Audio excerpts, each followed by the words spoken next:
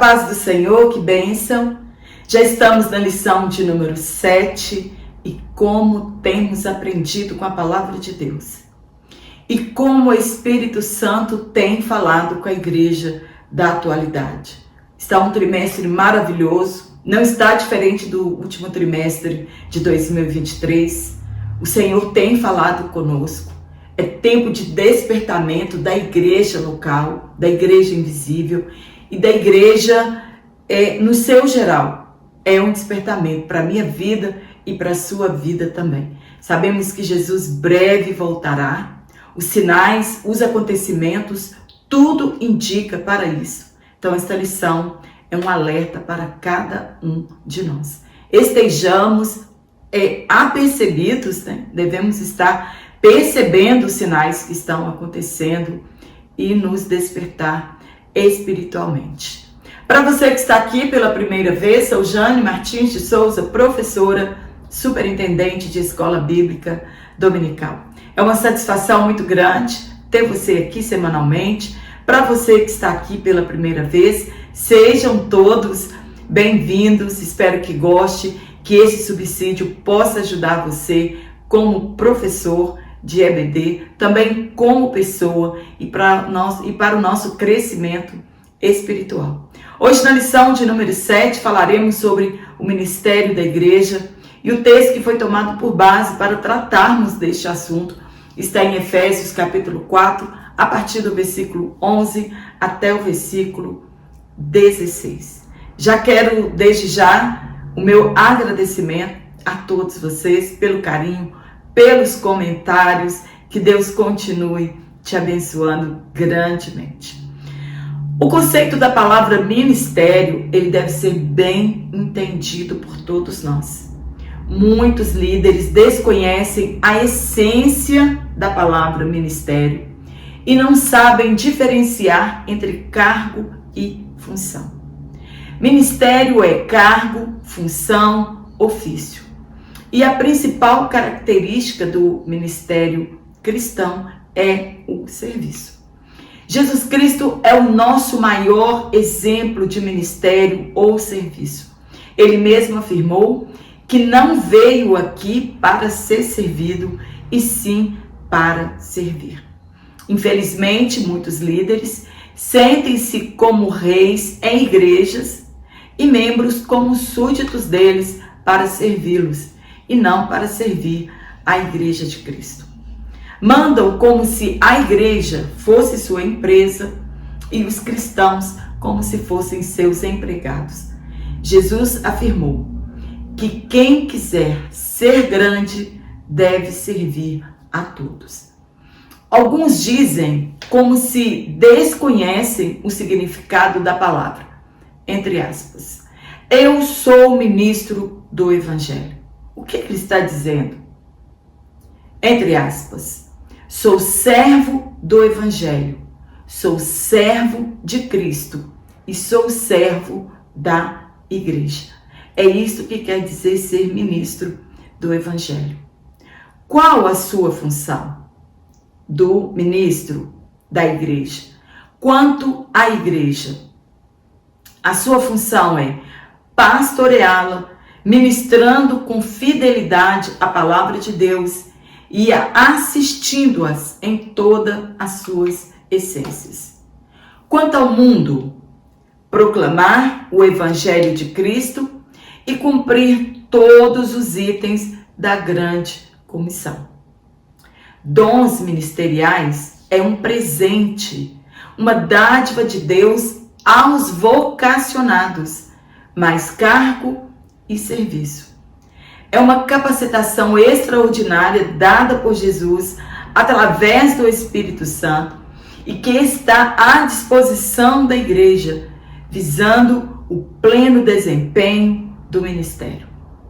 Quando Jesus Cristo voltou ao céu, deixou aos homens dons e designou alguns. Vejamos, nem todos têm vocação para este serviço, que são 5, chamados de dons quíntuplos: apóstolos, profetas, e deu outros para evangelistas e outros para pastores e doutores.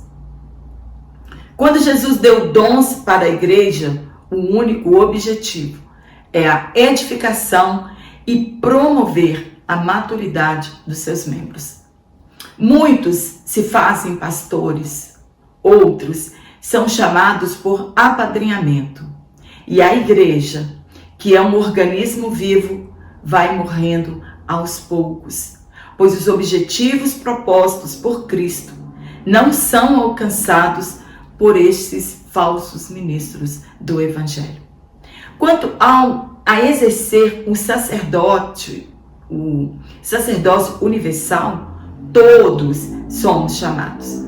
Porém, quanto ao ministério ou dom ministerial, nem todos são chamados.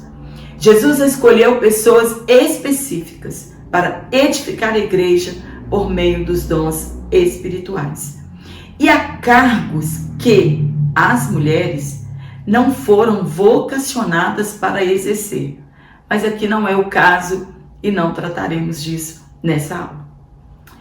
Qual pessoa pode exercer este ministério? Não é qualquer pessoa. Claro que não. A Bíblia dá lista de qualificações que esses homens precisam ter e que devem ser exigidas pela igreja local. Encontramos essa relação em 1 Timóteo, 2 Timóteo e também em Tito. Todos podemos ministrar diante de Deus, como tendo o ministério universal do sacerdócio. Nesse sentido, não há diferença entre liderança e liderados. Todos são sacerdotes de Deus.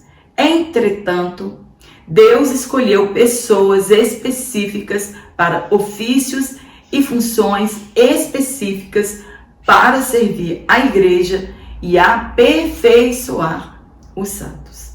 No primeiro tópico, nós vamos falar sobre o ministério sacerdotal de todo crente. É um pilar da reforma protestante do século XVI. O ministério sacerdotal, visto que a Igreja Católica, somente os sacerdotes, padres e bispos podem interceder diante de Deus, como era no passado. É uma das doutrinas mais belas do Novo Testamento e é mostrada na Bíblia. Assim como Israel no passado foi o reino de sacerdotes, a igreja é um reino sacerdotal da nova aliança. A diferença é que em Israel, Deus escolheu uma família, uma tribo para exercer o cargo de sacerdotes. Arão, seus filhos e descendentes seriam os sumos sacerdotes para sempre, e os levitas foram separados para servir a Arão e a Deus. Eles cuidaram das coisas santas e do serviço do tabernáculo. Agora não. Todos podemos falar livremente com Deus por intermédio do nome de Jesus, oferecer incenso diante de Deus, que são nossas orações, e interceder por todas as classes de pessoas. Jesus nos constituiu reino e sacerdotes para servirmos a Deus Pai. Podemos exercer com liberdade o ministério da intercessão. Hoje podemos entrar no lugar santíssimo que outrora somente o sumo sacerdote, uma vez ao ano, poderia entrar. Jesus, por meio do seu corpo, rasgou o véu que nos separava de Deus.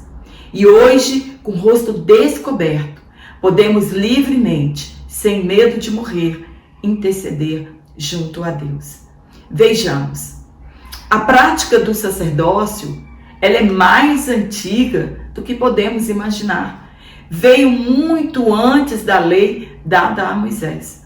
O que aconteceu foi a evolução do sacerdócio na antiga aliança, que saiu da esfera familiar para se tornar uma prática ritualista.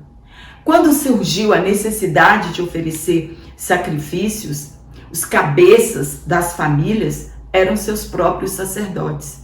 Por isso se afirma que o homem é o sacerdote do seu lar.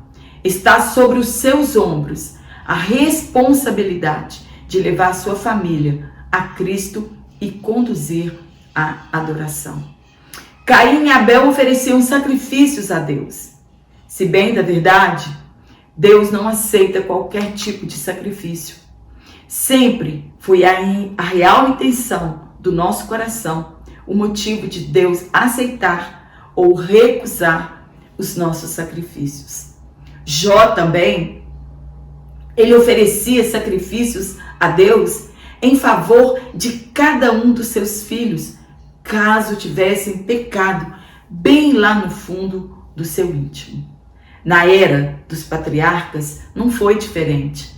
Abraão ofereceu pelo menos 4 sacrifícios a Deus que são relatados na Bíblia Sagrada. Em Betel foi o seu primeiro altar e ele o construiu para invocar a Deus. Depois, Deus separou a nação de Israel para serem sacerdotes. Entretanto, isto somente aconteceria como consequência da obediência. A obediência faria de Israel um tesouro especial, um tesouro especial ou pessoal de Deus, e seriam para Deus um reino de sacerdotes e nação santa. Depois, no Monte Sinai, Deus limitou a prática sacerdotal apenas a Arão e seus filhos e a tribo de Levi. Você sabe por que Deus escolheu a tribo de Levi? Foi na cerimônia do bezerro de ouro que a obediência dos levitas fizeram a diferença e foram separados ao serviço do tabernáculo. No ponto 2, uma doutrina bíblica confirmada no Novo Testamento. Jesus, ele é o nosso sumo sacerdote, não constituído por homens, mas exerce seu ministério em um tabernáculo que também não foi construído por homens e intercede por nós à direita de Deus. Agora, na nova aliança, não é mais uma família ou uma tribo ou uma nação que é detentora do sistema sacerdotal, e sim a Igreja de Cristo. Antes, o sacerdote apresentava o sacrifício a Deus por ele e pelo povo.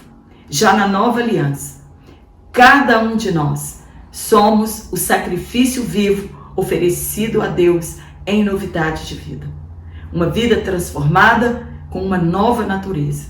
Podemos assim interceder pelo povo e ao mesmo tempo nos oferecer a Deus em um culto racional. Os nossos lábios oferecem louvor a Deus. Esse deve ser o fruto dos nossos lábios. Intercedemos também pelos outros. Proclamamos o Evangelho do Reino de Deus, as verdades do Evangelho de Cristo, e devemos manter a comunhão com aquele que nos chamou. Infelizmente, ao longo dos anos, ao longo dos longos anos, como muitas doutrinas sofreram desvios na igreja, essa doutrina também sofreu desvios, inclusive na Igreja Católica.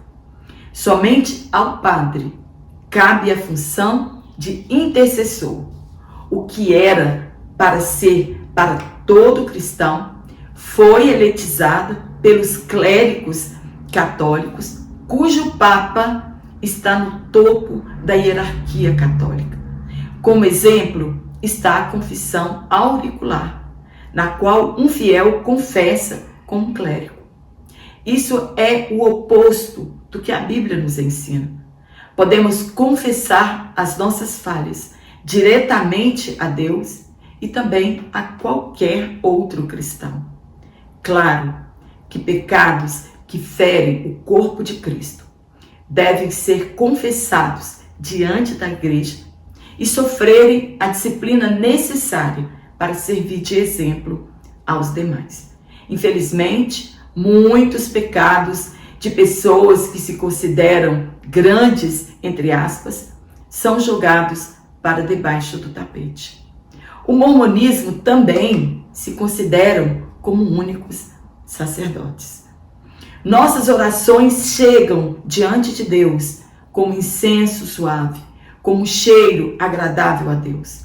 No passado, o incenso era oferecido no templo com especiarias que eram permitidas somente nos sacrifícios a Deus. Hoje, nossas orações, que são os incensos, devem ser regados com nossas lágrimas e intercedemos por todas as pessoas em prol de sua salvação. Zacarias, ele oferecia incenso no templo, ou queimava incenso, e um anjo lhe apareceu. E hoje, nosso incenso são as nossas orações, e elas são levadas diante de Deus em taças de ouro. A oração, ela nos aproxima de Deus e podemos ver os milagres divinos como resposta das nossas orações. No ponto 3, uma doutrina bíblica resgatada na Reforma Protestante. Isso havia sido esquecido ali até que chegamos na Reforma Protestante no século XVI. E eu já comentei bastante sobre isso anteriormente. Vale ressaltar que uma doutrina bíblica deve ser resgatada novamente por todos os cristãos. Não pertence somente a um grupo separado, a um clero ou a igreja dos mormons, não. Esta é uma doutrina que foi resgatada na Reforma Protestante e que deve valer somente as Escrituras.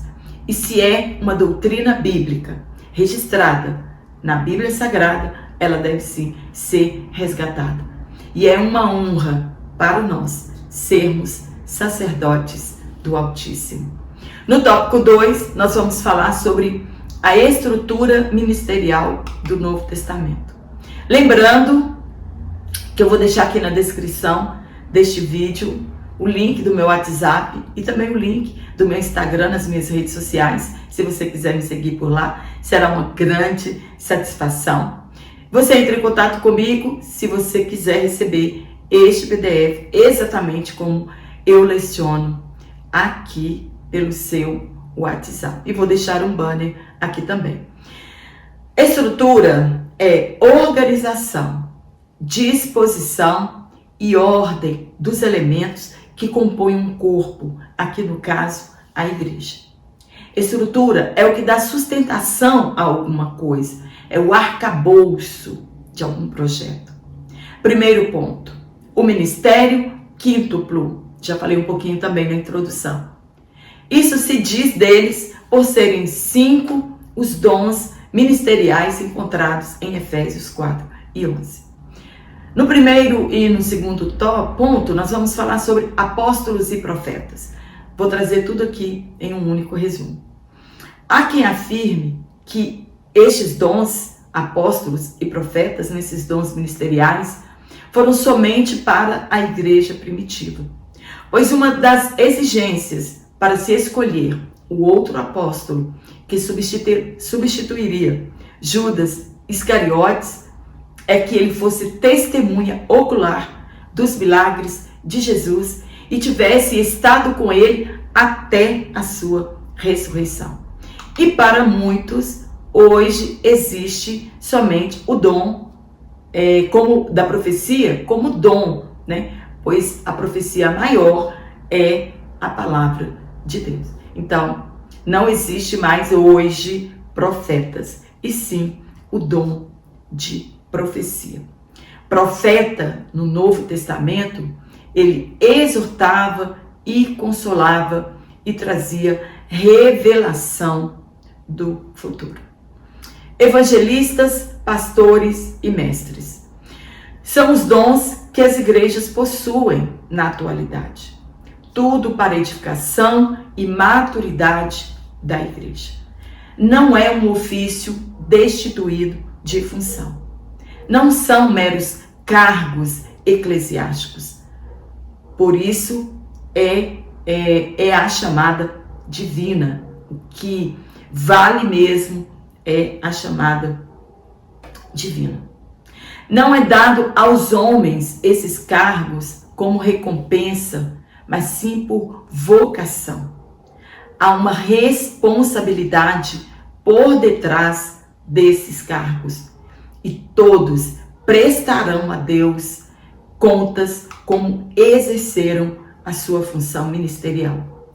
O que determina esse ofício é a capacitação que vem de Deus. Por trás de toda chamada ministerial tem a capacitação que vem de Deus. E com isso vem a responsabilidade. Muitos obreiros estão em depressão. Alguns tiram sua própria vida. Outros abandonam o seu cargo, o seu ofício. E tudo isso fala da incapacidade por trás de toda chamada. Deus, Ele capacita aos vocacionados. E por mais que eles estejam oprimidos pelo diabo, Deus renovará as suas forças, pois a obra é de Deus. Ele escolhe e Ele capacita. Muitos possuem o ofício, mas não a unção. Evangelistas, o seu ministério é centrado em ganhar almas. Pastores têm a função de pastorear e apacentar. E os mestres têm a função de ensinar. Vejamos a diferença entre função e ofício na prática citada pelo pastor José Gonçalves em seu livro de apoio. Então, existe uma diferença entre função e ofício na prática. Ofício é qualquer atividade de trabalho que requer técnica, habilidades específicas. É uma profissão. Função é um papel a desempenhar. Talvez não é a sua função, mas você vai desempenhar aquele papel. E aí ele cita os missionários suecos, Gunnar Wingre e Daniel Berg, que nunca tomaram para si a honra de serem chamados apóstolos, mesmo exercendo a função ou desempenhando a função de um apóstolo, pois vieram ao Brasil para evangelizarem esta terra, mas foram enviados aqui como missionários. Eles não se viam como tal e muito menos reivindicaram para si este título de apóstolo. Eram servos de Deus. Mesmo que muitos os viram como apóstolos, nunca tomaram para si esta glória. Desempenhavam a função, mas não tomaram para si este ofício. No ponto 2, o serviço dos diáconos e presbíteros. Estudamos na lição anterior que cargos foram surgindo conforme a necessidade da igreja, mas depois de criados, precisavam ser regulamentados na igreja. O diaconato é um serviço dedicado ao serviço social da igreja. Os presbíteros, já sabemos que também era um termo intercambiável entre bispos e anciãos. Paulo escreveu que quem deseja um episcopado deseja uma nobre função. Bispo na cultura grega era usado ao dirigente de uma organização religiosa, cuja função era a de dirigir os negócios da igreja, ensinar, pregar, pastorear e refutar as heresias. Em convenção das Assembleias de Deus, essas funções foram separadas e hoje existe uma hierarquia para elas. Na igreja primitiva, eram os presbíteros que dirigiam igrejas e cuidavam delas. Quando Paulo deixou Tito em Creta, foi para que ele colocasse as coisas em ordem e estabelecesse presbíteros nas igrejas locais. Quando Paulo chamou os líderes de Éfeso para se despedir e dar as últimas recomendações, Ele reuniu-se, foi com os presbíteros das igrejas locais. No último tópico, nós vamos falar sobre as qualificações para o ministério. O problema da atualidade é que, por falta de pessoas que queiram exercer sua vocação, outras pessoas desqualificadas são chamadas para ocuparem a função ministerial que não foram vocacionadas a exercer. Não são exigidas hoje as qualificadoras dessas pessoas, e os escândalos estão para aí, para comprovarem isso, e para quem quiser ver também. Não somente o homem precisa ter as qualificações, a sua esposa também precisa ter, pois ela é responsável por 50% do sucesso ministerial de cada ministro. Como um obreiro conseguirá exigir algo da igreja se ele, ou sua esposa, ou seus filhos não conseguem cumprir estas qualificações? Hoje não é mais observado a vocação, e sim são classificados por uma prova, que nada mais é do que notas, assim como qualquer pessoa que passa em um concurso e se torna qualificada para ocupar aquela vaga. Vejamos o que a Bíblia diz sobre as qualificações para o ministério. No primeiro ponto, qualificações de natureza moral. A moral, ela fala do nosso caráter, da nossa conduta como pessoa. Ele precisa ser irrepreensível. Irrepreensão é que não dá margem para repreensão e para ser censurado. Antigamente, o obreiro, ele não podia ter nome com restrições. Hoje, infelizmente, muitos não pagam nem o IPVA do seu veículo. Está tudo bem? Será que está tudo bem? É necessário que ele tenha uma única mulher. Isso não fala de uma mulher de cada vez que ele troca a sua esposa. Uma única mulher, até que a morte o separe. Ou até que o adultério o separe. A mulher, ela não é obrigada a ficar aceitando adultérios repetitivos de marido para que ele se mantenha em seu ministério. As consequências virão para o adúltero, e o cônjuge que perdoou e aceitou, com certeza, colherá resquícios deste pecado. Ele precisa ser hospitaleiro, apto para ensinar. Tem obreiros que não sabem nem para eles. Como essas pessoas ficarão à frente de uma igreja? Vão ensinar o quê se não sabem nada? Precisam ser discipulados e treinados antes para ocupar este cargo. Ele precisa ser respeitável.